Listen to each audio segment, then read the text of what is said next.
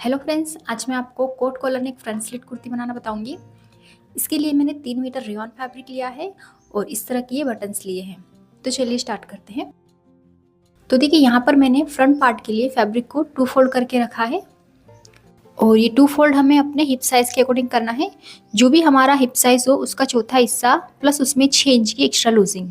तो hip size है इसमें 40 का चौथा हिस्सा होता है 10 और इसमें प्लस 6 इंच एक्स्ट्रा, तो हो जाएगा 16 इंच। तो इस हिसाब से 16 इंच तक मैंने इसे फोल्ड किया है। और देखिए, यहाँ पे फ्रंट पार्ट में हमें 1 इंच एक्स्ट्रा लेना है प्लेकेट के लिए। तो इस तरह 1 इंच पे निशान लगा के इस लाइन को स्ट्रेट कर लेंगे। अब सेम इसी तरह से हम बैक पार्ट के लिए भी फैब्रिक को 2 फोल्ड करके रखेंगे। तो इसमें हमें फ्रंट और बैक पार्ट को इस तरह अलग अलग फोल्ड करके रखना है। अब देखिए, बैक पार्ट को हम इस पर अच्छे से मिला के रखेंगे। जो 1 इंच एक्स्ट्रा है उसे छोड़ देंगे और उसे अंदर की तरफ इस तरह फोल्ड कर देंगे। ये बैक पार्ट है ऊपर वाला। बैक पार्ट में हमें ऊपर से शोल्डर से 1 इंच एक्स्ट्रा लेना है क्योंकि ये कॉलर नेक है। देखिए इस तरह से, ठीक है। अब हम मार्किंग करेंगे। तो देखिए, पहले हम लेंथ का निशान लगाएंगे। मेरी कुर्ती की रेडी लेंथ रखनी है मुझे 41 इंच, उसमें मैंने प्लस 2 इंच सिलाई मार्जिन लिया है। तो टोटल 43 इंच यानी 43 इंच मैंने कुर्ती की लेंथ ली है। अब शोल्डर का निशान लगाएंगे। तो कॉलर नेक में हमें शोल्डर आधा इंच एक्स्ट्रा लेना है। तो शोल्डर है मेरे 7 इंच, तो मैं 7.5 इंच पे निशान लगाऊंगी। अब यहाँ से 1 इंच शोल्डर डाउन करेंगे।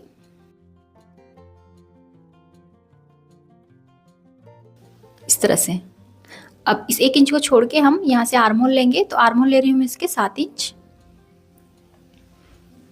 और इन दोनों निशान को जॉइंट करते हुए इस तरह स्ट्रेट लाइन बना लेंगे और यहाँ से भी स्ट्रेट कर लेंगे।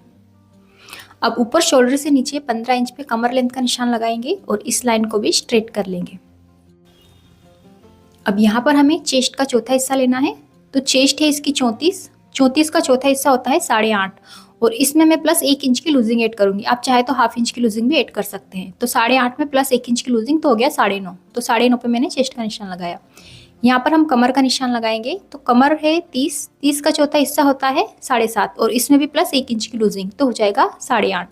तो 8.5 पे मैं कमर का निशान लगा रही हूँ। अब इन दोनों निशान को जोड़ देंगे और साइड में 1.5 इंच एक्स्ट्रा मार्जिन लेंगे। अब इस कमर वाले निशान को नीचे बॉटम से इस तरह ए लाइन शेप में जोड़ देंगे। अब नीचे बॉटम से 2 इंच पे निशान लगाएंगे और इस तरह बॉटम से शेप देंगे गोलाई में ताकि साइड से कोने ना निकले। अब देखिए, यहाँ से नेक की मार्किंग करेंगे। नेक की चौड़ाई रखूंगी मैं 3 इंच। अगर स्मॉल साइज है तो आप 2.5 इंच भी रख सकते हैं। अब यहाँ से 1 इंच शोल्डर डाउन करके इसे क्रॉस में नेकलाइन के पास जोड़ देंगे। अब यहाँ से हम इसका आर्म होल का शेप बना लेंगे। ये बैक आर्म होल है और फ्रंट आर्म होल के लिए हम 1 इंच अंदर की तरफ निशान लगाएंगे और इस तरह इस निशान को ऊपर शोल्डर लाइन से जोड़ देंगे और यहाँ से देखिए इस तरह फ्रंट आर्म होल का शेप बना लेंगे। अब देखिए, यहाँ से शोल्डर से हम इस बैक पार्ट को इस तरह 1 इंच ऊपर की तरफ बढ़ाते हुए मार्क कर लेंगे और अब हम इसकी कटिंग करेंगे। तो पहले हम बैक पार्ट से स्टार्ट करते हुए इस तरह कटिंग करेंगे और इस तरह से साइड से भी सेम मार्किंग पे कुर्ती की कटिंग कर लेंगे। ये देखिए इस तरह से। अब यहाँ पर देखिए, मैंने बैक पार्ट पर फ्रंट आर्म होल की मार्किंग कर ली थी। तो मैं नीचे वाले पार्ट पे यानी जो नीचे वाला फ्रंट पार्ट है इस पर मैं देखिए फ्रंट आर्म होल की इस तरह मार्किंग कर रही हूँ।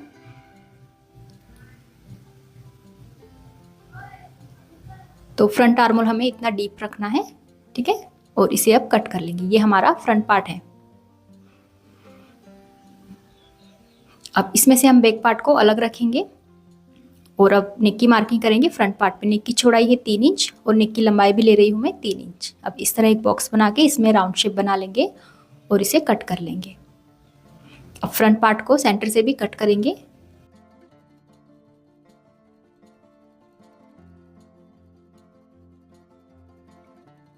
इस तरह। तो देखिए, ये है हमारा फ्रंट पार्ट। अब हम फ्रंट पार्ट में प्लेकेट के लिए 2 स्ट्रेट पट्टी लेंगे इस तरह की।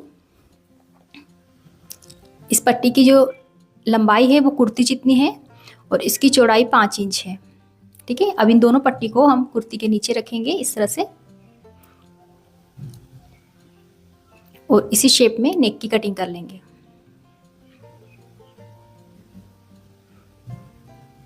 अब देखिए, यहाँ कोने से अंदर की तरफ 2 इंच पे निशान लगाएंगे और इस निशान के पास एक छोटा सा कट लगा लेंगे। अब हम इसकी स्टिचिंग करेंगे। तो इस तरह से हम दोनों पट्टी को अलग रखेंगे और फ्रंट पार्ट को ओपन करेंगे और दोनों पार्ट की सीधी साइड हम इन दोनों पट्टी को इस तरह रख के स्टिच करेंगे।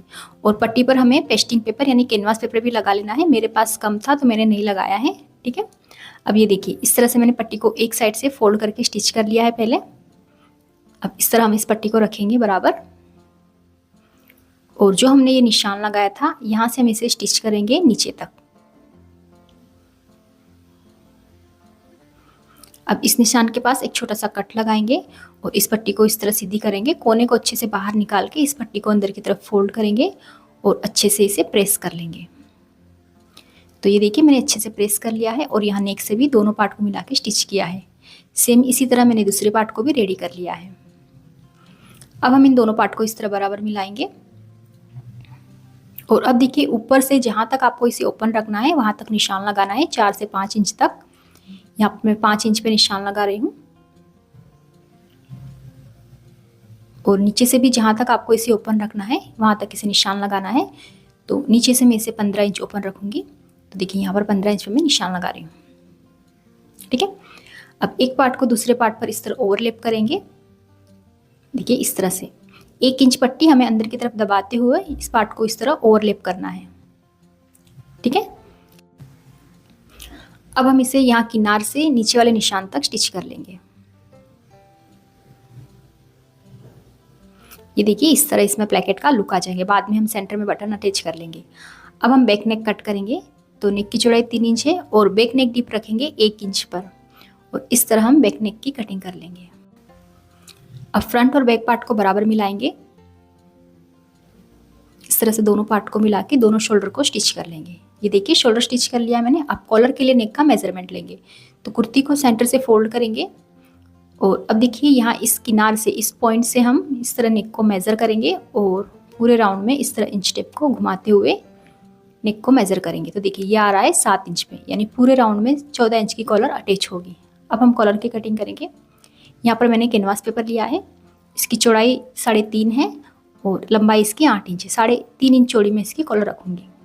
अब देखिए, यहाँ पर हम कॉलर की लेंथ का निशान लगाएंगे 7 इंच पर, और इस लाइन को स्ट्रेट करेंगे। अब इस लाइन के बाहर की तरफ 1/2 इंच पे निशान लगाएंगे और नीचे वाली लाइन से इस तरह क्रॉस में इसे मिला देंगे। अब नीचे भी 1/2 इंच पे निशान लगाते हुए इस तरह नीचे से गोलाई में शेप देंगे और इसी मार्किंग पे कॉलर की कटिंग करेंगे। अब कॉलर को एक बार मेजर कर लेंगे फिर से। तो ये देखिए, बराबर 7 इंच की हमारी कॉलर कट हुई है। अब इस कॉलर को हम फैब्रिक पर प्रेस करके चिपका देंगे। ये देखिए, इस तरह से इस तरह फैब्रिक को फोल्ड करेंगे, नीचे की तरफ 1/2 इंच मार्जिन रखेंगे। अब जिस साइड कैनवास पेपर लगा है उस साइड से हम 1/2 इंच फोल्ड करके स्टिच करेंगे और यहाँ साइड से किनार से भी इस कॉलर को स्टिच कर लेंगे। ये देखिए, इस तरह से। अब एक्स्ट्रा मार्जिन को कट करेंगे और इस कॉलर को हम सीधी कर लेंगे और अच्छे से इसे प्रेस कर लेंगे। ये देखिए, कॉलर को मैंने अच्छे से प्रेस कर लिया है। अब इसे हम अटैच करेंगे और यहाँ देखिए, कोने से हमें 1 पॉइंट जितना इस कॉलर को ओपन रखना है, ठीक है। अब हम इसे सेंटर से फोल्ड करेंगे और सेंटर में एक कट लगा लेंगे और अब हम इसे अटैच करेंगे। तो देखिए, कुर्ती की रॉन्ग साइड से हम कॉलर को अटैच करेंगे। कॉलर के सेंटर को नेक के सेंटर से बराबर मिलाते हुए रखेंगे और इसे हम स्टिच करेंगे। अब देखिए, सेंटर से सिलना स्टार्ट करेंगे और पहले एक साइड से स्टिच करेंगे। अब सेम इसी तरह से दूसरी साइड से भी कॉलर को स्टिच कर लेंगे। अब नेक के पास छोटे छोटे कट्स लगाएंगे। अब इस कॉलर को सीधी साइड इस तरह टर्न करेंगे और अच्छे से सेट करके जो सिलाई मार्जिन है उसे कॉलर के नीचे दबा देंगे और किनार से इस कॉलर को स्टिच कर लेंगे पूरे राउंड में। ये देखिए, इस तरह कॉलर अटैच हो गई है। इसे हम इस तरह फोल्ड करके अच्छे से प्रेस कर लेंगे और अब हम इसकी स्लीव्स रेडी करेंगे। तो देखिए, यहाँ पर मैंने सिंपल स्लीव्स की कटिंग कर ली है और स्लीव्स की लेंथ रखी है मैंने 12 इंच, यानी रेडी होने के बाद ये रहेगी 11 इंच। अब इसमें आगे हम कफ अटैच करेंगे। तो इसके लिए मैंने 4 इंच चौड़ी फैब्रिक की पट्टी पर 3 इंच चौड़ी कैनवास पेपर की एक पट्टी चिपका ली है और एक साइड से मार्जिन को इस तरह फोल्ड करके प्रेस कर लिया है। अब इस पट्टी को हम स्लीव्स की रॉन्ग साइड पर रखकर सीधा स्टिच कर लेंगे।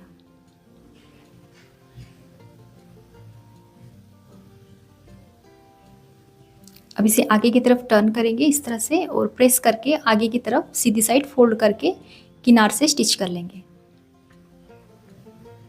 ये देखिए इस तरह से, सेम इसी तरह से हमें दोनों स्लीव्स रेडी करनी है।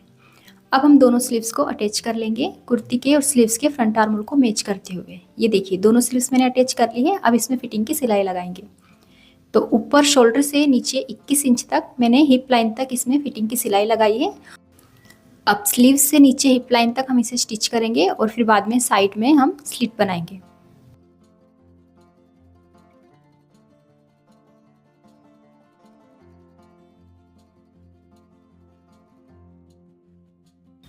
दोनों साइड फिटिंग की सिलाई लगाने के बाद अब हम इसमें साइड स्लिट बनाएंगे। तो देखिए कुर्ती ए लाइन शेप में है, तो हमें इसमें किस तरह से साइड स्लिट बनानी है ताकि इसमें झोल ना आए। तो देखिए जो मार्जिन है फोल्डिंग का, इसे इस तरह हम डबल फोल्ड करके इस तरह से स्टिच करेंगे। और कुर्ती को हमें इसे स्ट्रेट नहीं रखना है, सीधा नहीं रखना है, इसे थोड़ा सा क्रॉस में रखते हुए हमें इसे स्टिच करना है। ये देखिए इस तरह से, तो इसे बिल्कुल इस तरह सीधा नहीं, इस तरह क्रॉस में रखते हुए मैं इसे स्टिच कर रही हूँ। और बिल्कुल हल्के हल्के हाथ से फोल्ड करना है, बिल्कुल भी खींचना नहीं है और बस इस तरह लूज रखते हुए ही स्टिच करना है।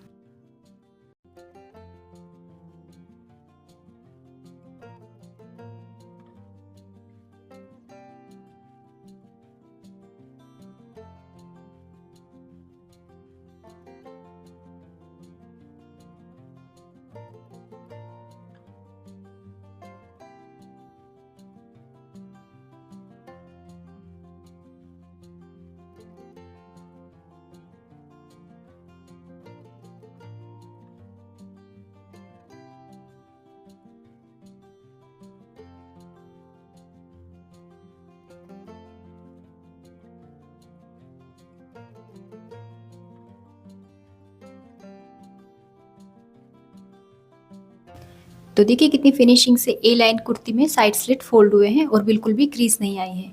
तो अब ये कुर्ती बनके रेडी है और ये है इसकी फाइनल लुक। तो अगर आपको ये वीडियो हेल्पफुल लगी तो इसे लाइक और हमारे चैनल को सब्सक्राइब जरूर करें। Thank you for watching.